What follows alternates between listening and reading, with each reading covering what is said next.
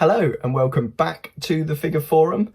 Thanks to everyone who's taken the time to like or subscribe to the channel. It's massively appreciated by me. We're over the big 100 mark now, so yeah, on that road to 1,000. Why not? Why not? We've made it this far. So yeah, massive thanks to everyone who's done that. And if you're watching this video, if you could take the time to subscribe, that again would really help with the channel for what I'm able to do here, and yeah, just get more people watching. So thanks again, but for now, here's today's video. So I went into London recently. I haven't been there for a while for kind of, obvious reasons, the way the world is right now. But every time I go, I like to kind of carve out a little bit of time to go to some of my favorite stores there. Forbidden Planet and the big Disney store there is kind of the only one left in the UK now, big one on Oxford Street, and they've converted the upstairs to a kind of space dedicated to their Star Wars and Marvel properties. And yeah, it's really cool. If you're there, it's worth a look. It's worth a look. But while I was there, it wasn't really, going in to get anything specific, but you never do, and you always end up with armfuls of stuff by the end of it. But what they were selling off was some of their ToyBox range. So I don't know if you've seen these or know what these are, but they're kind of inspired by Disney Infinity, so the video game that they brought out years ago, and the smaller figures that you could kind of place onto the activation pad and get the characters in game. But once that finished, I think everyone really liked the style of figures there, sort of cartoony style of figures. So Disney carried on that and made a few of their kind of franchises, Star Wars and Marvel, obviously. I got a few of them, but it was tricky. I've had a few collections going at the time, and yeah, they were obviously tailored a little bit more towards a kind of younger audience. So my collection tapered off and has done over the years, but I mean, I don't know, they seem to continue doing them. I've seen some clone troopers, and Ahsoka and Rex has just come out, and they keep releasing the Marvel ones. But whenever you go in there, there's usually some on sale, some that they're looking to clear out. They come in and out very quickly, so I guess they're just clearing that stock. And I saw this one, and it was down to nothing. It was like £3, which was, I couldn't leave it. Again, I don't really have a big kind of Marvel or X-Men or Wolverine collection, but for £3 I thought definitely worth picking up. And we can unbox it and take a look at what the figures are like, and you can decide if you want to start collecting those or go back. There's plenty kind of on eBay still. So yeah, you can make your decision from there. But yeah, for a good deal, I thought, let's have a look. So here we have the box. Just looking at the detail now, we've obviously got the Disney logo and the ToyBox branding, Marvel ToyBox. A bit of a warning there. Wolverine, he's number 19. And we've got includes sword and hat, which are there, and obviously it's a second head. So we've kind of got the Logan change if you want to, the old alternate.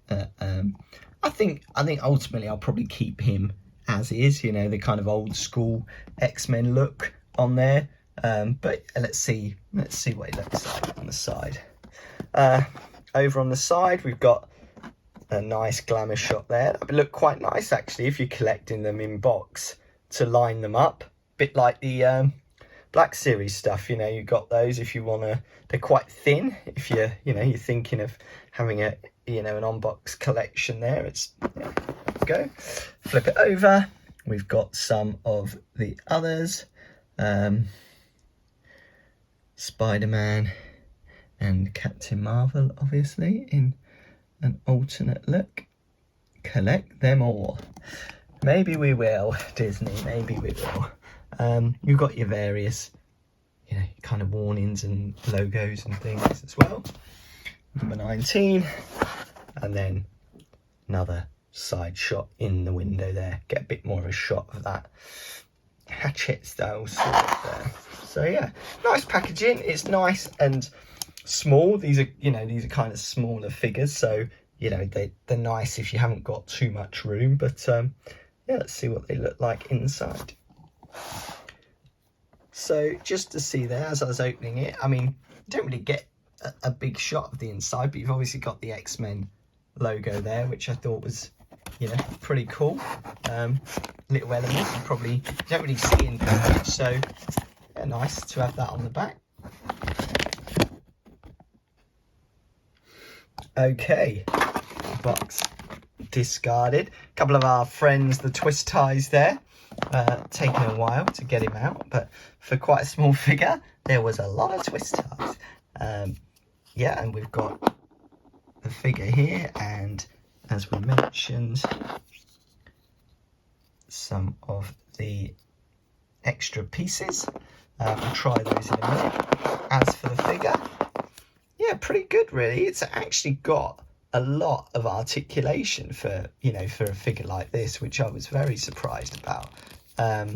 You've got a bit in the waist, you've got some at the knees, you've got a ball joint on the side and at the elbow.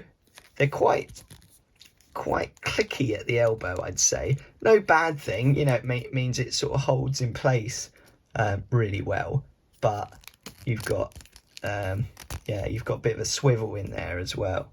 Oh, that's cool. I did not expect that as a feature. You can, I guess, push the claws out a little more and extract them. I mean, you can't pull them all the way in, which is weird. It's like out, I guess, out a little bit or fully extended, but yeah, it's something extra. I didn't expect that there. Would have been nice maybe if you could pull them all the way in, retract them in and out, but something extra for there. You know, nice sort of colouring. The legs are fairly loose, looser than I imagine. You've also got a swivel there as well, which is nice. So actually posability on these are pretty good, which I was not expecting. They, you know, you can kind of strike a decent amount of poses with these, but that's what I would say. Maybe on the top heavy figures, they are, you know, the legs are quite loose, so we'll just check out how they are standing.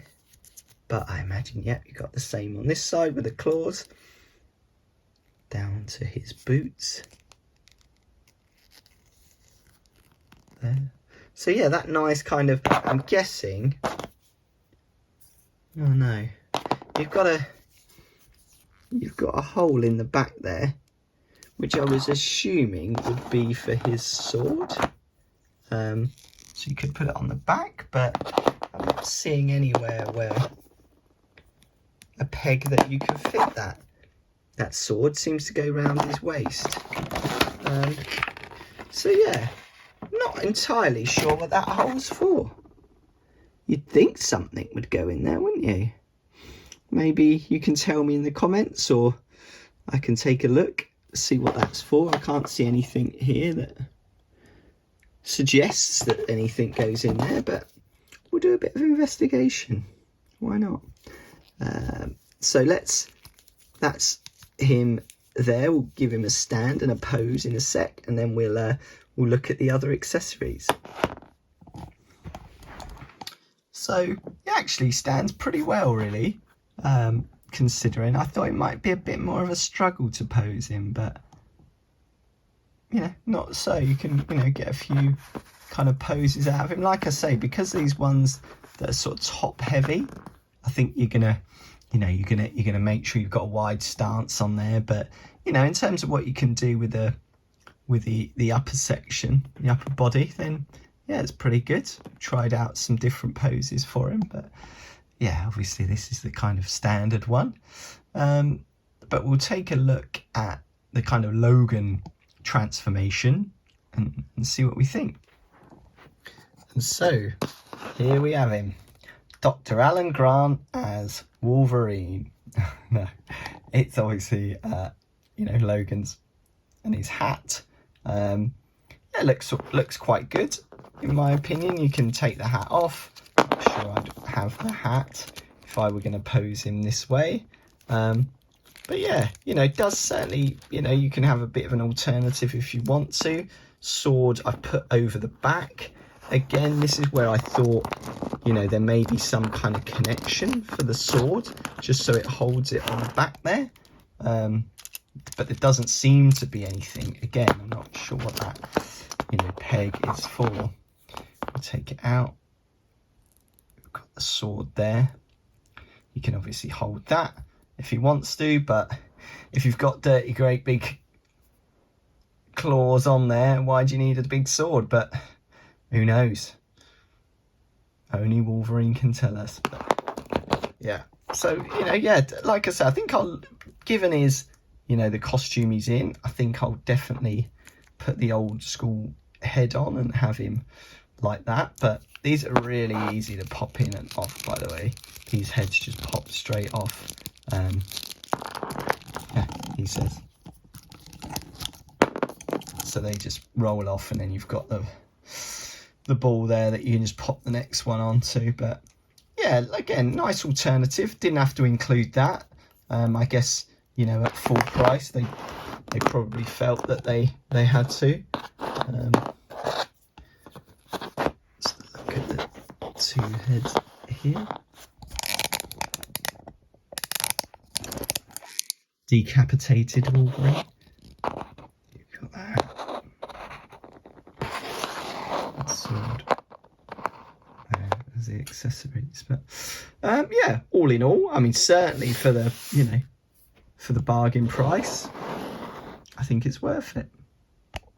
And yeah, so there we are, a little short unboxing of our man Wolverine. Lots of chatter at the moment, along online chatter. Who doesn't love a bit of online chatter about who the next Wolverine will be? So quite a timely little pickup here. And yeah, definitely worth it for the price. Like I say, I'm probably not in it for the whole series because there's only so much I can collect and dedicate my kind of time and money to. But well worth it for, you know, for a kind of impulse buy. And if you are, you know, shopping at Disney Store online or going past, certainly, you know, certainly give it a minute to go and see what they've got, because they've certainly got a few, you know, a few different ones in there, and they tend to be pretty affordable in there. So, well, if you collect these, if you think you might collect these, please do leave a comment. If you have a question, always leave a question. I'll try my best to answer anyone's questions in there. And if you do have time, please do like and subscribe. That, as I say at the front of the video, helps the channel out massively, and I really do appreciate it. But until next time, see you later.